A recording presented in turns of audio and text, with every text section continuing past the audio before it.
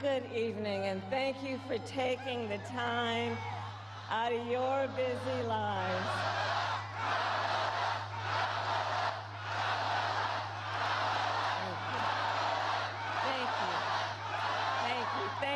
Thank you, everyone. So listen, 1 week from today, you will have the chance to make a decision that directly impacts your life, the life of your family, and the future of this country we love.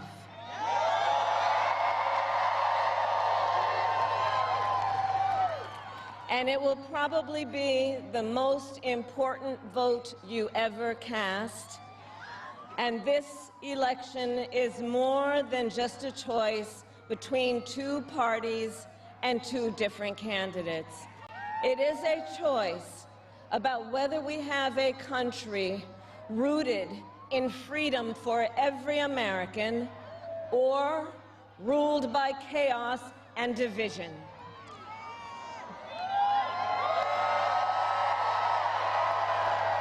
Many of you watching have probably already cast your ballots.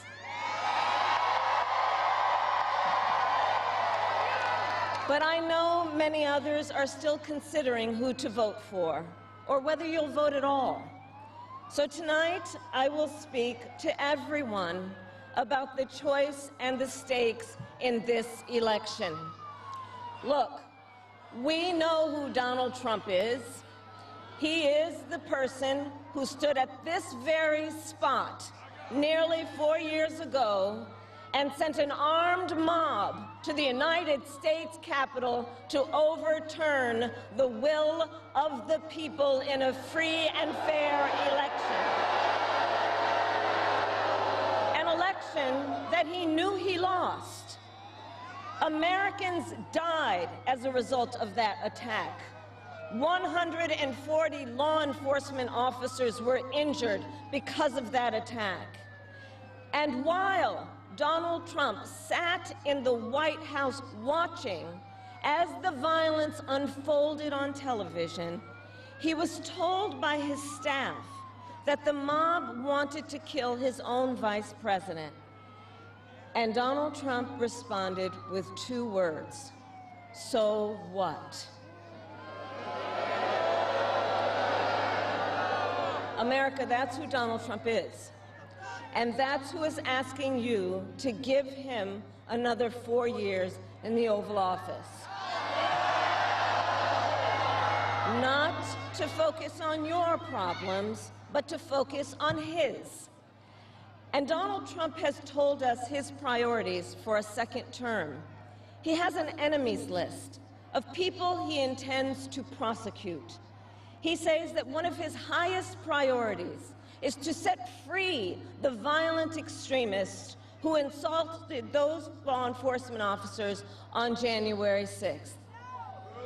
Donald Trump intends to use the United States military against American citizens who simply disagree with him. People he calls, quote, "the enemy from within." America, this is not a candidate for president who is thinking about how to make your life better. This is someone who is unstable, obsessed with revenge, consumed with grievance, and out for unchecked power. Donald Trump has spent a decade trying to keep the American people divided and afraid of each other. That is who he is. But America, I am here tonight to say that is not who we are. That is not who we are.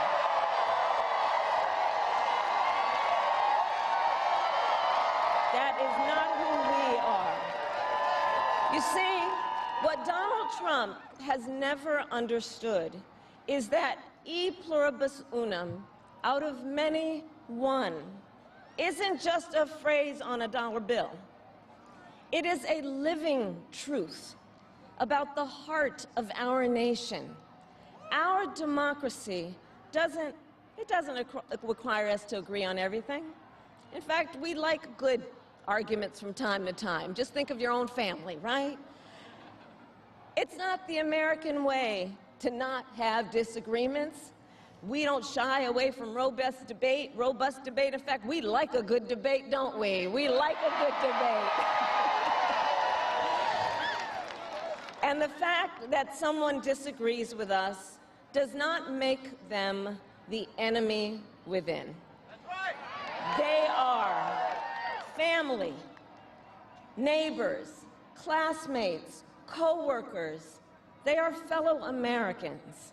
And as Americans, we rise and fall together.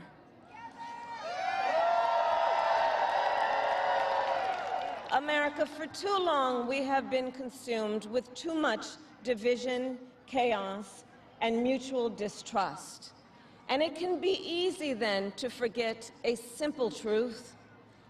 It doesn't have to be this way. It doesn't have to be this way. It is time to stop pointing fingers. We have to stop pointing fingers and start locking arms. It is time to turn the page on the drama and the conflict, the fear and division. It is time for a new generation of leadership in America.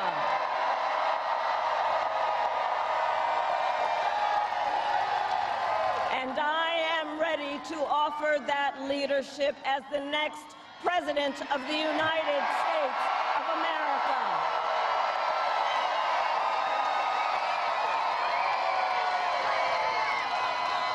Now look, let me say, I recognize this has not been a typical campaign. Even though I've had the honor of serving as your vice president for the last 4 years, I know that many of you are still getting to know who I am. Well, let me tell you, I am someone who has spent most of my career outside of Washington, D.C., so I know that not all the good ideas come from here. I am not afraid of tough fights against bad actors and powerful interests, because for decades, as a prosecutor and a top law enforcement officer of our biggest state, I won fights against big banks that ripped off homeowners, against for-profit colleges that scammed veterans and students, against predators who abused women and children, and cartels that trafficked in guns, drugs, and human beings. And I did this work because for as long as I can remember, I have always had an instinct to protect. There's something about people being treated unfairly or overlooked that frankly just gets to me. I don't like it. It's what my mother instilled in me, a drive to hold accountable those who use their wealth or power to take advantage of other people. The drive to protect hardworking Americans who aren't always seen or heard and deserve a voice, and I will tell you that is the kind of president I will be.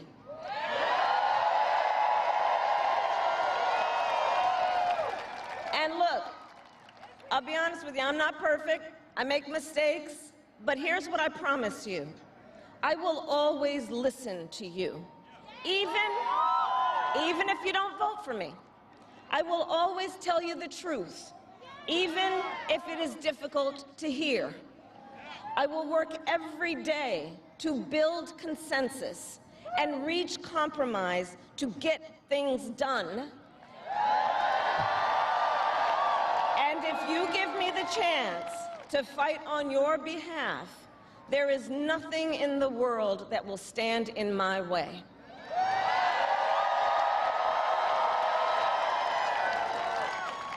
So look, in less than 90 days, either Donald Trump or I will be in the Oval Office. Okay?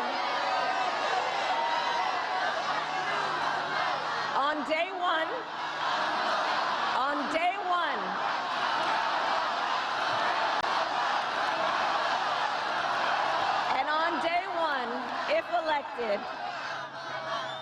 On day one, if elected, Donald Trump would walk into that office with an enemies list.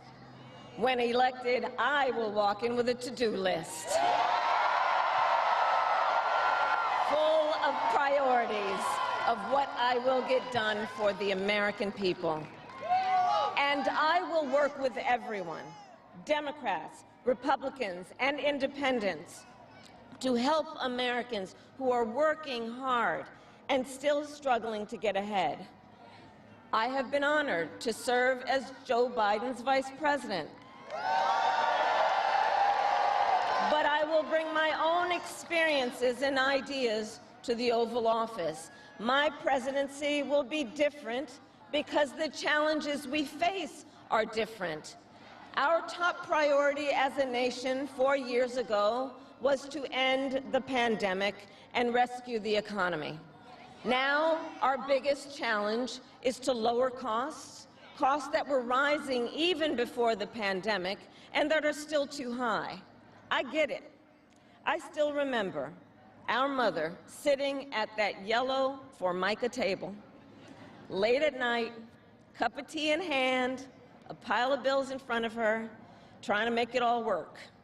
And I've heard from so many of you who are facing even greater financial pressures. Donald Trump's answer to you is the same as it was the last time. Another $1 trillion in tax cuts for billionaires and big corporations. And this time, he will pay for it with a 20% national sales tax on everything you buy that is imported. Think about it. Clothes, food, toys, cell phones. A Trump sales tax that would cost the average family nearly $4,000 more a year. And on top of that, you will pay even more if Donald Trump finally gets his way and repeals the Affordable Care Act, which would throw millions of Americans off their health insurance and take us back to when insurance companies had the power to deny people with pre-existing conditions. Well, we are not going back. We are not going back.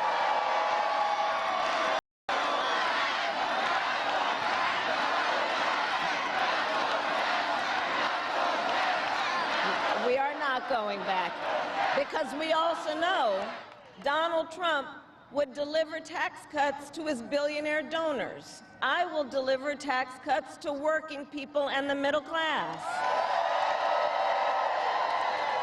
I will make sure you have a chance not just to get by, but to get ahead.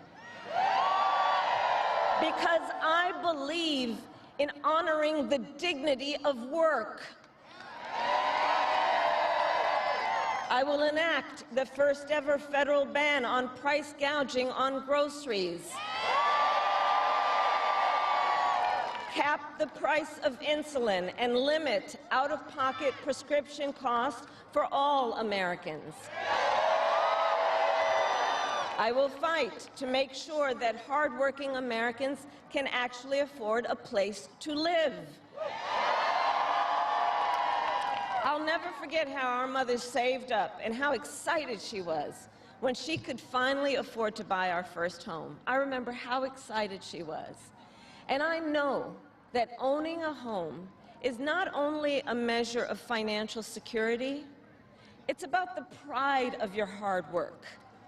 And as president, I will fight to help first-time home buyers with your down payment, take on the companies that are jacking up rents, and build millions of new homes.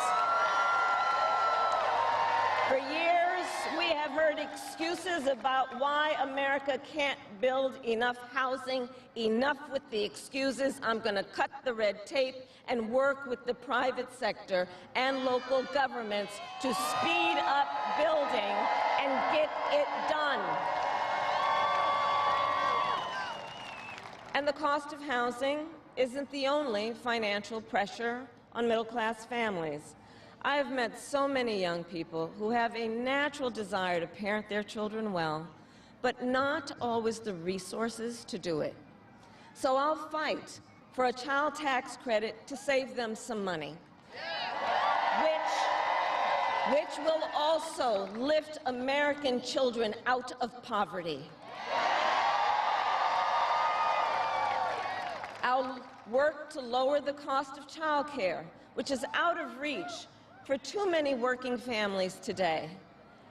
And for too many people in the sandwich generation who are raising young children and taking care of a parent, juggling all of it is extremely difficult. You know, I took care of my mother when she got sick, cooking food that she had a taste for, finding clothes that would not irritate her skin, and understand, as I do, that caregiving is about dignity. It is about dignity. And currently, if you need home care and you don't have some money to hire someone, you and your family need to deplete your savings to qualify for help. That's just not right. So we're going to change the approach and allow Medicare to cover the cost of home care so seniors can get the help and care they need in their own homes. Now, Donald Trump has a different approach. He tried to cut Medicare and Social Security every year he was president. Look, I believe that when people have worked hard their entire life, they deserve to retire with the benefits they have earned. And I believe in the fundamental freedom of Americans to make decisions about their own bodies and not have their government tell them what to do.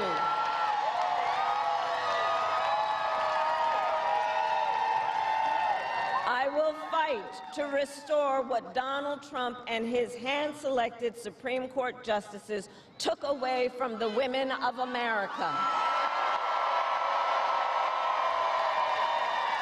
That today, 1 in 3 women in America, think about it, 1 in 3 women in America lives in a state with a Trump abortion ban, many with no exceptions even for rape and incest.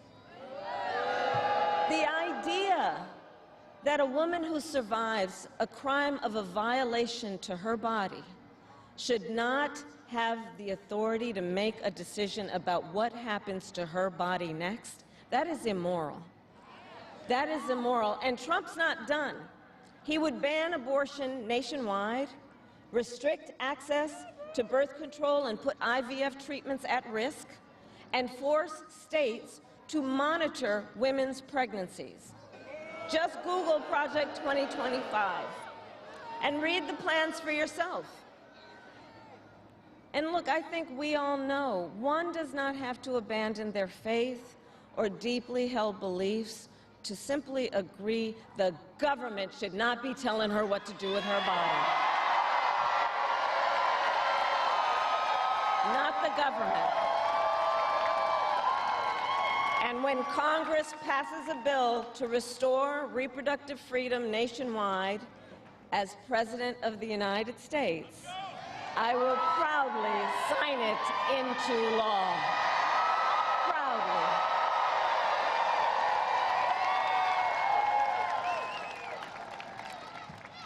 And look, on another subject, politicians have got to stop treating immigration as an issue to scare up votes in an election, and instead treat it as the serious challenge that it is that we must finally come together to solve. I will work with Democrats and Republicans to sign into law the border security bill that Donald Trump killed. When I was Attorney General of a border state, I saw the chaos and violence caused by transnational criminal organizations that I took on. And when I am president, we will quickly remove those who arrive here unlawfully, prosecute the cartels, and give Border Patrol the support they so desperately need. At the same time, we must acknowledge we are a nation of immigrants. And I will work with Congress to pass immigration reform, including an earned path to citizenship for hardworking immigrants like farm workers and our dreamers. As Commander-in-Chief, I will make sure America has the strongest, most lethal fighting force in the world. Donald Trump, on the other hand, has shown his contempt for our nation's heroes, calls them suckers and losers, called a four-star Marine general a, quote, lowlife. I will always honor, never denigrate, the service and sacrifice of our troops and their families, and fulfill our sacred obligation to care for them. I will strengthen, not surrender, America's global leadership. And I will stand with our friends because I know that our alliances keep American people safe and make America stronger and more secure. Look, world leaders think that Donald Trump is an easy mark, easy to manipulate with flattery or favor. And you can believe that autocrats like Putin and Kim Jong-un are rooting for him in this election. I will always uphold our security, advance our national interest, and ensure that the United States of America remains, as we must forever be, a champion of liberty around the world.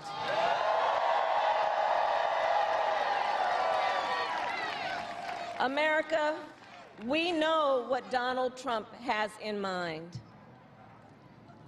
More chaos, more division, and policies that help those at the very top and hurt everyone else.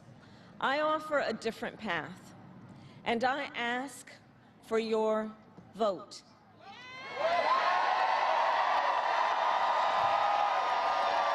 And here is my pledge to you.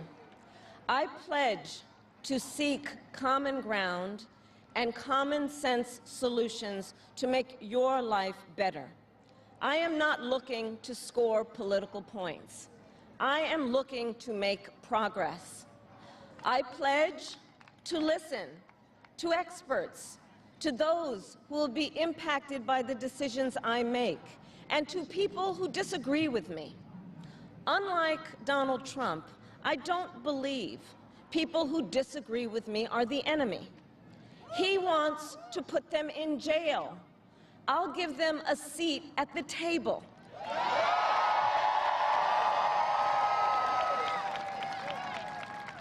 I pledge to you to approach my work with the joy and optimism that comes from making a difference in people's lives. And I pledge to be a president for all Americans. And to always put country above party and self.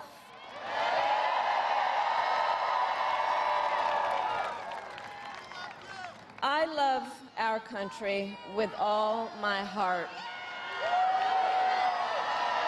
And I believe in its promise because I've lived it. I grew up as a child of the Civil Rights Movement.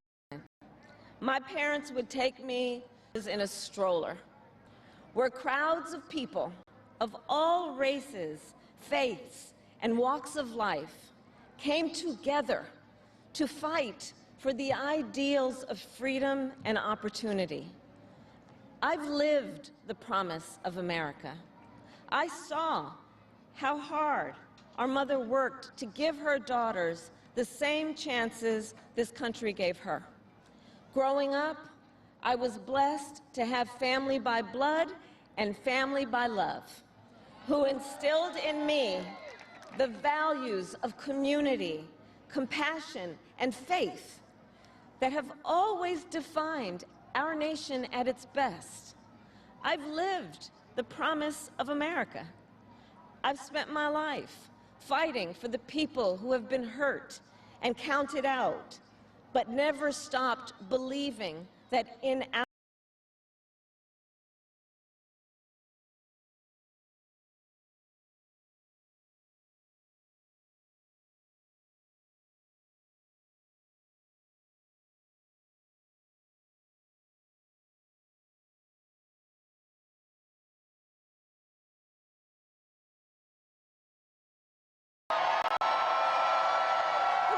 determined to live free from gun violence and to protect our planet and to shape the world they inherit.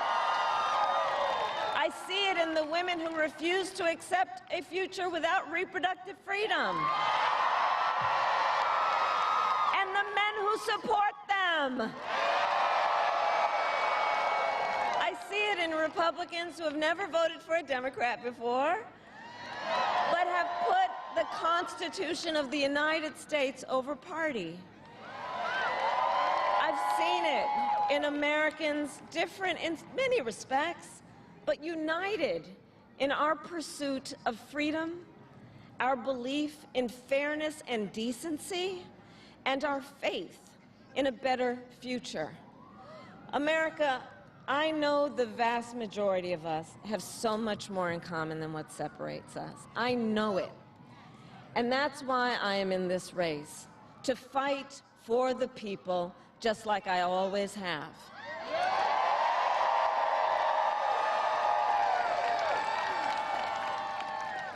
Nearly 250 years ago, America was born when we wrested freedom from a petty tyrant. Across the generations, Americans have preserved that freedom, expanded it, and in so doing, proved to the world that a government of, by, and for the people is strong and can endure.